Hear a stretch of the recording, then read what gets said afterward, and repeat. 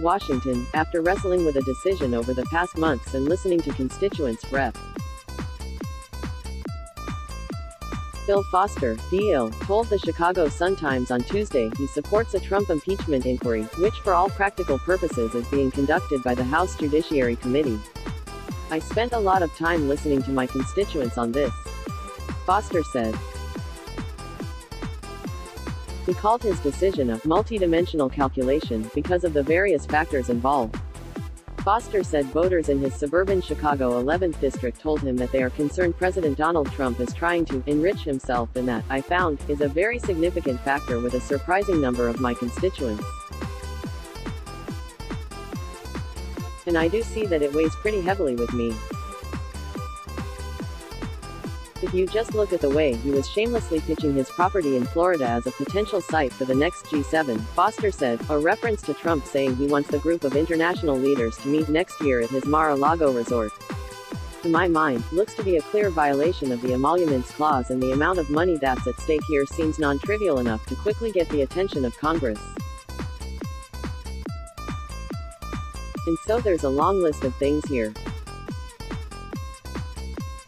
each one of which deserve, I believe, an inquiry into whether or not they should become an article of impeachment, Foster said. Foster is the 11th member of the Illinois congressional delegation to announce explicit support for an impeachment inquiry. The state sends 13 Democrats and 5 Republicans to the House. The 2 other Illinois Democrats in the House, Reps. Sherry Bustos and Dan Lipinski, are following more closely the lead of House Speaker Nancy Pelosi and have more cautious positions, with a bottom line for both that they back the Trump-related investigations being conducted by 5 committees, including the House Judiciary Panel. House Judiciary Committee Chairman Gerald Nadler, DNY, is pursuing an investigation into obstruction, corruption and abuse of power by Trump and his associates, in order to determine whether to recommend articles of impeachment against the president. A House vote to impeach Trump does not mean he would be removed from office. The next step would be a Senate trial, and with the Republicans in control, it is highly unlikely that Trump would be convicted. During the August summer recess, more House Democrats have been speaking out in support of an impeachment inquiry. With Foster, and based on an NBC count, at least 134 House Democrats back an impeachment inquiry, more than half of the 235 Democrats in the House. Pelosi is urging Democrats to proceed with caution, even as she supports the various investigative efforts of all the House panels. To protect our democracy and our Constitution, Democrats in the Congress continue to legislate, investigate and litigate, she has said, pledging to hold Trump accountable. Foster is a member of one of the House panels probing Trump, the House Financial Services Committee. I've also witnessed firsthand Trump's unconstitutional refusal to cooperate with the investigations we are having on the Financial Services Committee, Foster said, related to financial dealings of the president and the Trump Organization.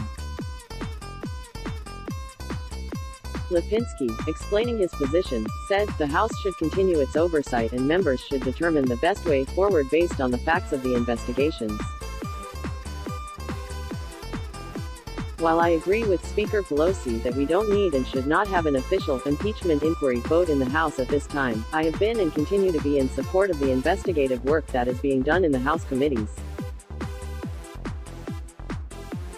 Right now, I think the best way to remove President Trump from office is voting him out in the 2020 election. This may change as the work of House committees continue, but if the House impeached the president now, it could backfire because the president would be able to say that he was persecuted by the Democratic House but exonerated by the Senate. Lipinski said. A spokesman for Bustos, Sean Higgins, said her latest thinking is she is going to let the committees do their job of constitutionally mandated oversight. As for Nadler's probe, she supports the Judiciary Committee doing its job. Let's block ads.